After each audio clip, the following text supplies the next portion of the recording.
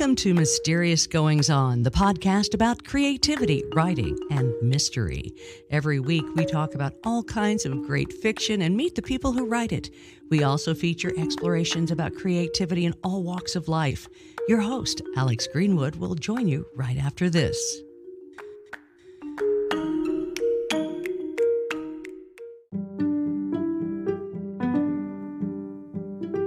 This is Maddie Dalrymple, the author of the Ann Kinnear suspense novels and suspense shorts, and you're listening to Mysterious Goings On.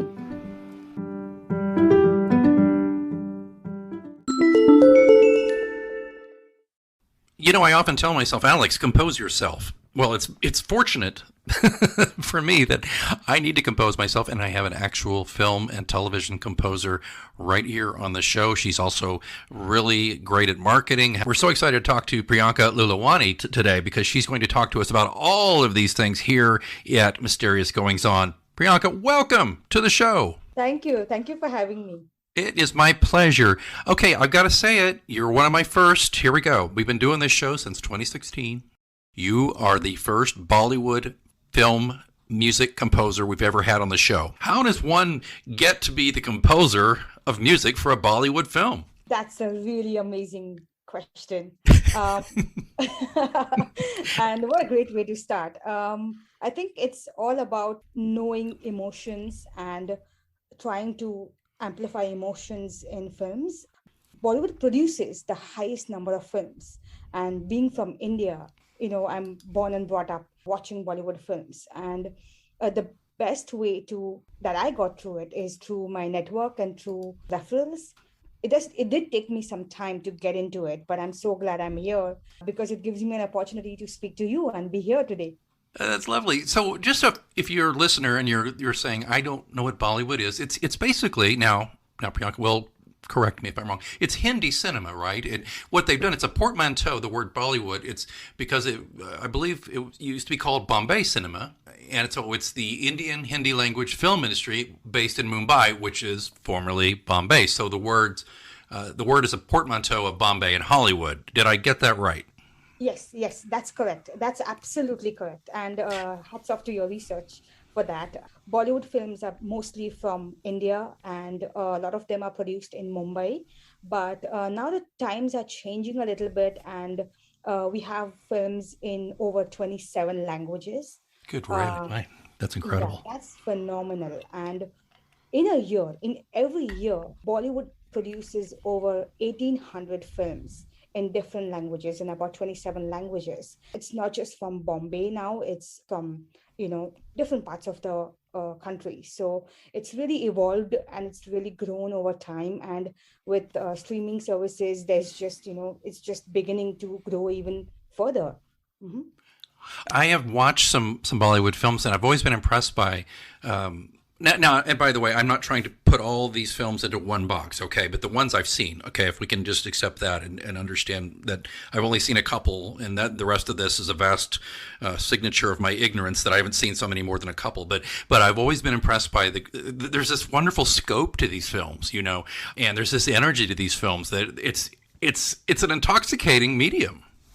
Absolutely. I think you hit it, you hit it right there. They are really colorful, exuberant, sort of like celebration of life. Yeah. Really, yeah. So I think you've nailed it right there. As a composer, when you compose music for the film, are you composing all the music, or is it just incidental music in between, big numbers, or what are we talking about here? It totally depends on the filmmaker. In this case, I did compose the music for the entire film, and that means the score, the background score, as well as the trailer music, the music for promotions, the music if you've seen Bollywood films, there's a lot of song and dance, that kind of music. Yeah, pretty much the whole film, whatever music you hear, I've composed it. Yeah. Is there a primary instrument that you compose on for the Bollywood films? Yeah. So I have composed a lot of it is electronic, but I've also used samples of flute and drums and harmonium and different kind of sounds for the music. So it's really pop kind of pop Indian music that makes you dance, music that makes you feel excited. Yes. And I think that's really also so important for this time that we are in. Oh, We yes. really want to feel happy, and we want to feel, like a celebration of life right now, no matter what is happening. Feel positive and feel like this day will also pass, and we'll get to see tomorrow, which will be a much more brighter, better day. I agree with you so much. And I totally agree on all counts. We do need this. There is such uplift in Bollywood films. There are these wonderful microcosms of joy and storytelling in each film. It's lovely.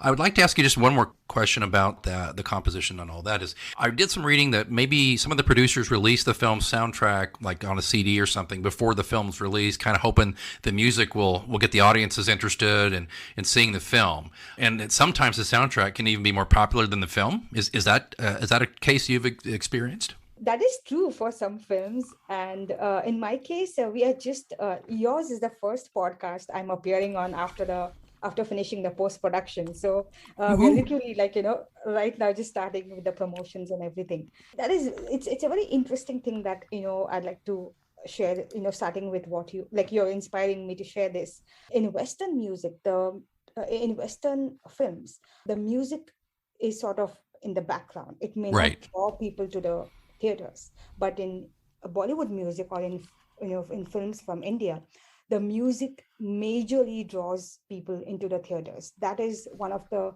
top 50-60% of the reasons why people want to go ahead and watch films, and that's one of the music really draws people to the theaters and get excited about the film and about the story, and have this experience with their family, with their loved ones, with their friends. So but I haven't experienced it till now, but the music has been appreciated really well on Amazon Prime till now in the early inner circle sharings that we've done. So that's where it is right now. Mm-hmm. Well, the film is called The Strange Guest. And folks, I know you're all thinking, I got to hear this stuff. And guess what? I've got a YouTube link that's going to be in the show notes at mgopod.com. That's mgopod.com. Just check the link in the show notes and you can go get a taste of Priyanka's score and a little bit more about The Strange Guest.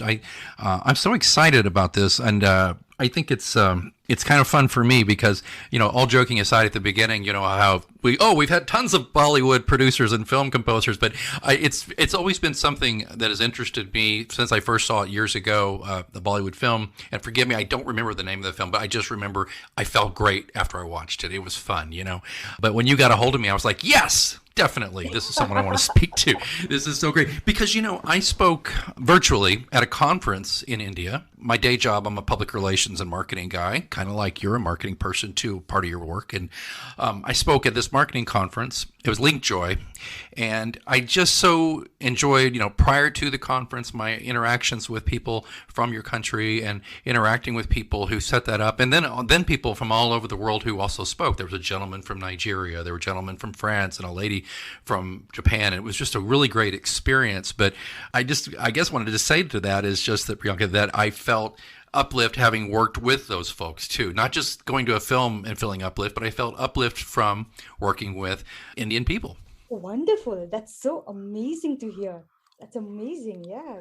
Glad you had this experience. It does have this feeling of, living with having so many people around you, seeing the colors during the festivals and the music. It really is a different experience in terms of the emotions.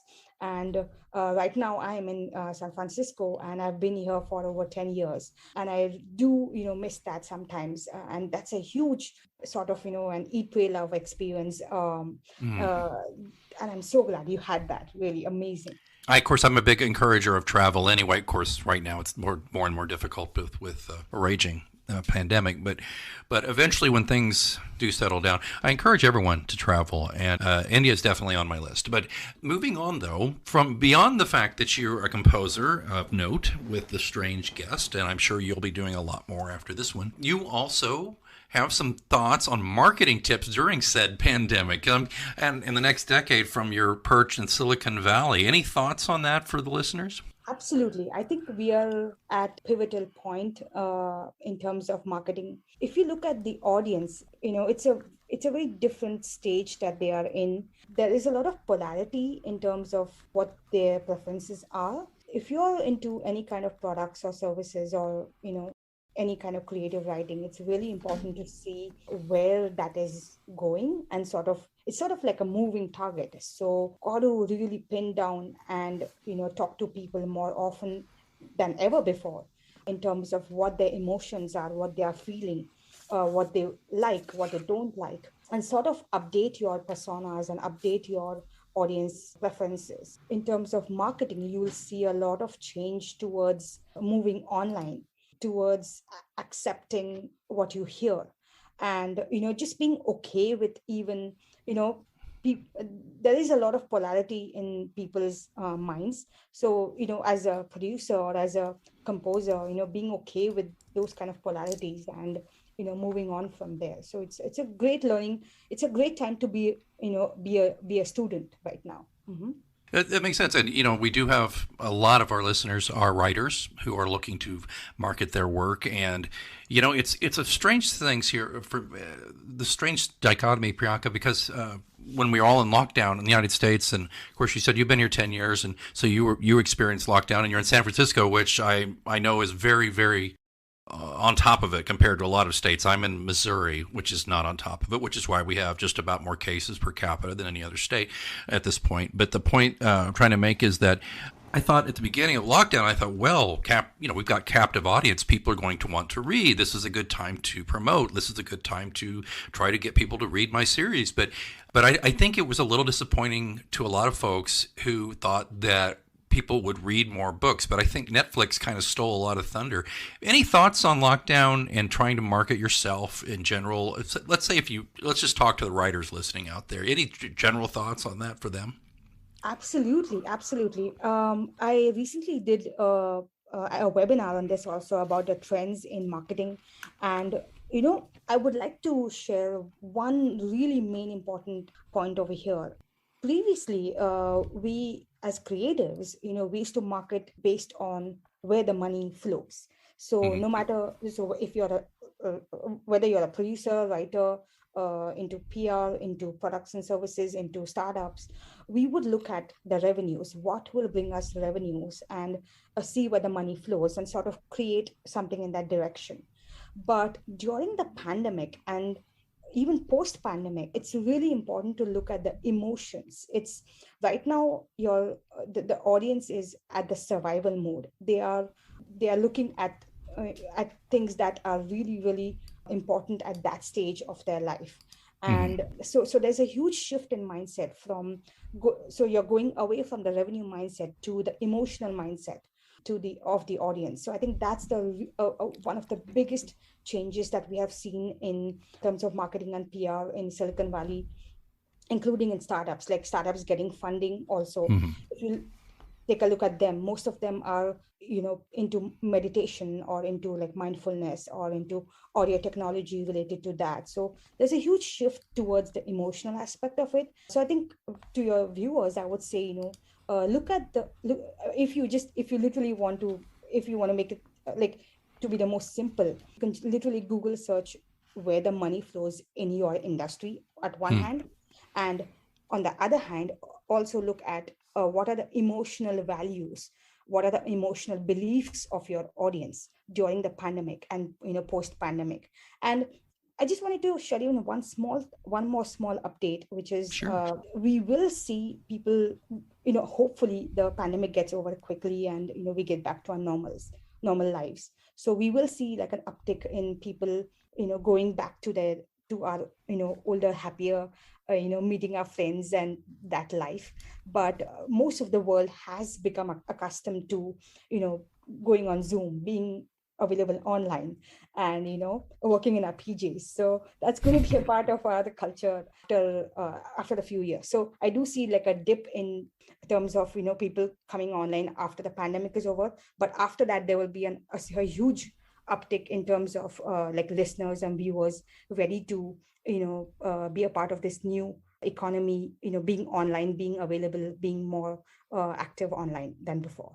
One thing that I know you're active in with your services you offer clients is trying to identify the personas of your customer. And I wonder that a lot of, particularly self-published or small press writers, don't really fully understand who they're trying to sell their book to. Is that a fair statement? And if so, what would you do to help?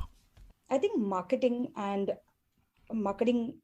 is an important thing for every creative person. And yes, you're correct. People don't invest significantly in that direction.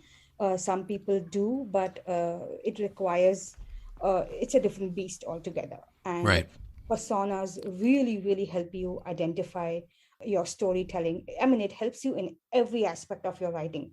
So my suggestion to my humble opinion to creative people would be to start there, to start literally thinking about your personas while you're writing. You don't, that's sweet spot where you can really hone onto your audience and know who they are, what their beliefs are, what are their emotions, how are they connected to you, how you how the outcome that you offer, gives them a personal sense of relief, or it, gives them the joy that you want them to have through your writing.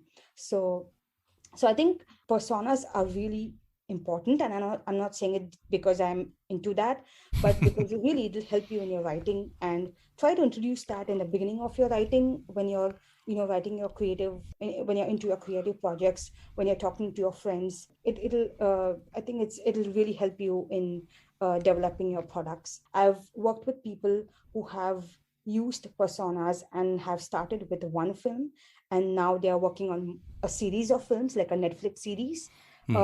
Same with authors. They started with one book, their first book, their debut book, but once they figured out their persona, they were able to sort of, imagine the world of books that they would write.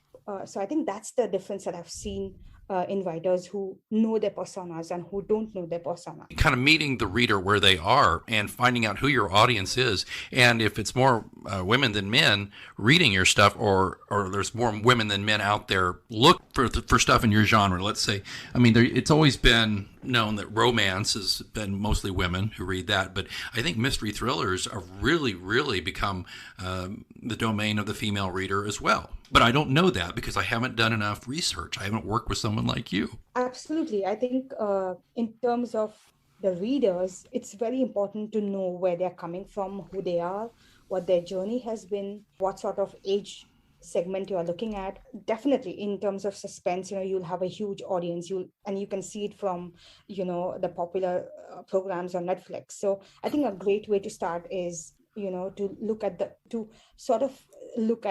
get inspiration from series or, movies or programs which are similar to you, and look at their audiences, look at their feedback on Twitter, on, social media, other places. But it's also the location of your audiences, where they are, as well as the psychological part of it. So the demographic, the geographic, and the psychographic information. I think these three are the key segments that you need to know about your audience. And more than the demographic part of it, I think what is really interesting right now during the pandemic is the psychographic part of it.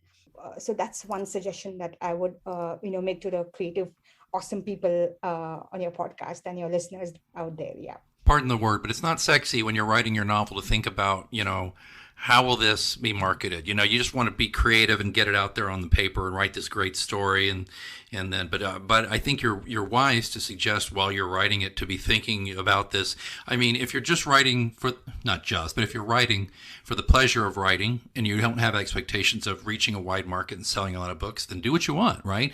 But if you're looking to market yourself, which I asked myself 15 years later, was I serious about trying to market myself? I don't know. But the point being, if you are, you should think about that when you're creating your books. I've interviewed several authors. I won't name drop today, but a couple of them said to me, I started some series with some characters and situations I dearly love, got a couple of books in, they didn't sell, so I had to abandon them. I had to move on and try something else. So I think what you're saying there, Priyanka, is very helpful. I had just one kind of closing question as we're starting to wrap up here. I know you're very busy, but I wanted to ask you, as a female person of color working during the pandemic, have you experienced any issues or challenges that people maybe wouldn't understand if they weren't in your shoes? Oh my God, I don't know where to start. How did I know? How did I know that? Anyway, please start. I think you're the mind reader. Well, for the film, we had so many issues. I think the biggest one was, and also, we do understand that, we do get that. So, I totally empathize with my team and with, everybody who's been on the film. A huge part of our post-production team was in Mumbai, was in San Francisco, and they went back to their villages, they went back to their homes and to live with their families, because this was totally, unforeseen. It was really difficult for them to sort of figure out, what's going to happen. So we did, lose a lot of our time during that time. We also were in this phase of uncertainty. We are consoling one another, but we don't know, what's going to happen next. In terms of, having typically a film will, bring all the cast and the crew together. It's like a team. It's not like just you making the music, but it's, working with a team. Being all together.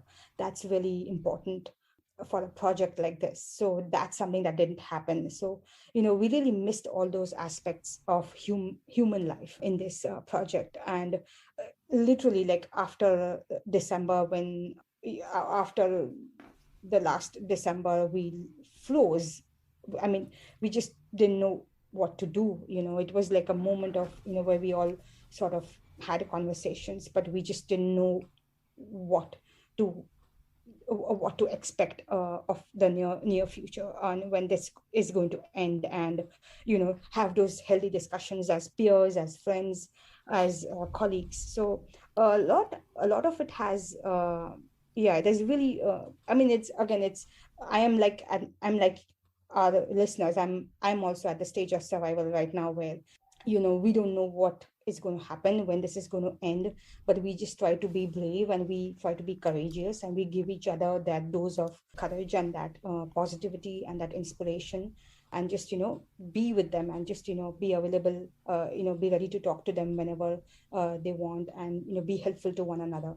So yeah, that's what it is. Mm-hmm. But is there also, when you're trying to do business in the United States, trying to do your film work here, is there a hurdle for that because of a cultural difference, or are the people you're working with here in the States pretty accepting and understanding of that, or is it still kind of a challenge for you? It is a big challenge, because socially we are more conditioned to meet in person than meet online. So that is a huge hurdle. So I think that is, and mindset, a mindset change, it doesn't happen overnight. And to give you a perspective of that, like when I was in India, I used to meet about 400 to 500 people per week, like in meetups and events and family gatherings, social networking and all that. And here in United States, it's much more the social meetups are much more lesser than what we have in Asian countries. So that's also another big difference. Like, you're more isolated, whereas in India, you're much more, surrounded by people who look like you and who, do awesome things like you do. So there's a huge difference in terms of like the mindset of and then, the way society operates, the way the economy operates, the way money flows in your industry. So there's a huge difference in both the industries. It's just very little common to begin with. Mm-hmm. Well, I suspected that, and I was just curious because, cultural hurdles, I think, tend to become even taller hurdles to jump in a situation of a national emergency, which we're all basically in. I think people tend to become insular in an emergency situation, take care of their own. And as you said, you're not in a situation where everybody looks like you and not everybody thinks the way, culturally, the way you do with that expectation. So that's got to be frustrating, challenging, and isolating for you, is what I was thinking. Absolutely. But we have to move on. We have to look at it from the positive side. So it's new, it's never happened before, but there's also acceptability amongst people about how to take it forward. So that's really positive. Like in terms of statistics, this was supposed to happen about 8 to 10 years from now.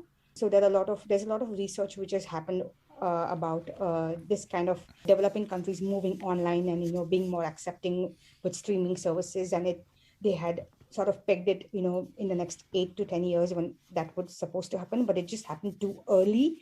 So people are still catching on with it and trying to work around it. So yeah, that's what it is. Mm-hmm. I would ask you a more broad question as we do close out here, sadly. But I want to ask you this question. There's one more after this, but this is the big, broad question here, okay?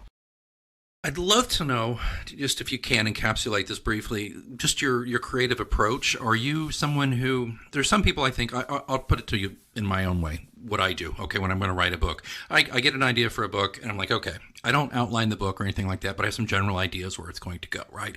And then I tell myself, Alex, sit down in a seat, put your fingers on the keyboard, and write. That's how I create. And then I compose at the keyboard there, so to speak, and then things happen there, and then the process of, writing and editing and writing and editing, that's where my creativity flows. And then if I take a long walk occasionally, something pops into my subconscious, and I use that. Curious if you have any kind of a process like that for composing. I do. So in my case, I think I get inspiration.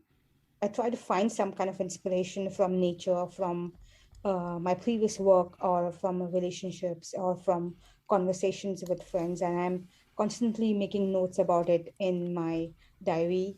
And that sort of, kickstarts the process. Yeah. On my piano, I'm just doodling with ideas, with, riffs, and seeing if there's anything interesting. I just leave it for some time, and if I still remember it, then I continue to work on it. If I sort of remember it while, doing some work, and if I'm able to hum it again, that's a sort of testimony for me to know that this is, something good to carry forward.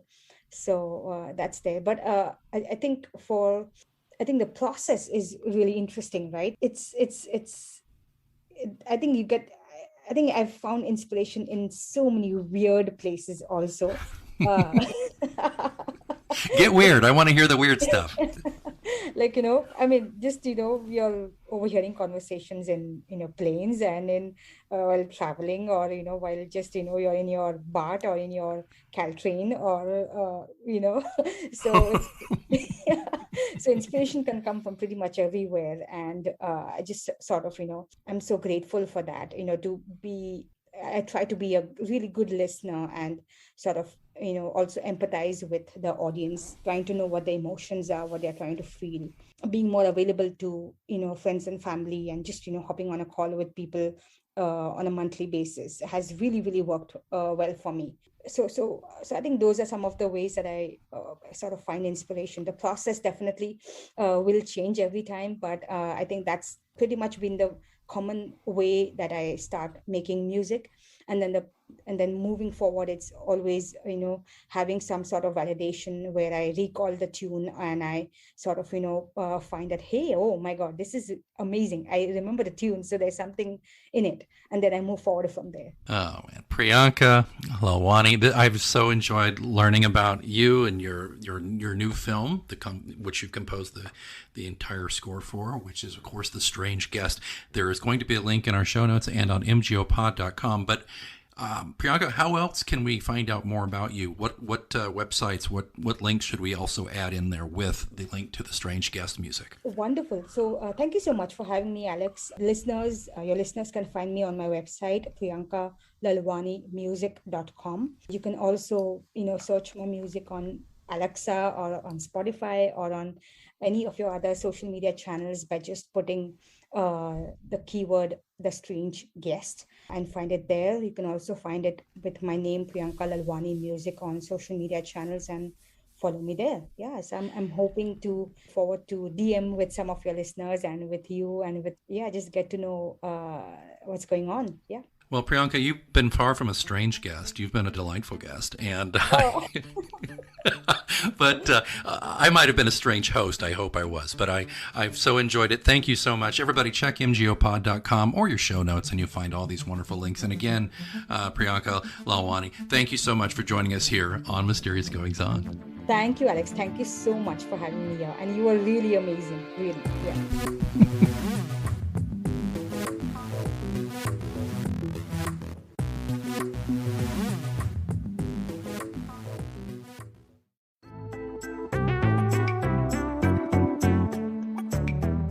You know, I love podcasting. I have since 2006, back when you had to use like a Dixie cup with string to make the thing work. And that's why I'm so excited that we recently moved Mysterious Goings On to Anchor FM to record our podcast. I gotta tell you, I don't regret it a bit. If you haven't heard about Anchor, it's the easiest way to make a podcast. Let me explain. First of all, it's free.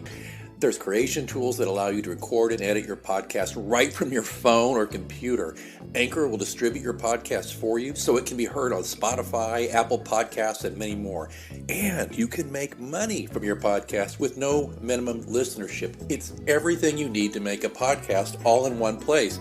Not going to lie to you, when I first heard about Anchor, I was a little dubious because I've been doing it the hard way for so long. But I got to tell you, it's very easy. Use a Stripe account. Get sponsors. You're not paying monthly hosting fees. The sound quality is great. The distribution is phenomenal. Friends, download the free Anchor app today if you want to start your own podcast, or go to anchor.fm to get started. Remember, you heard it here first on Mysterious Goings On.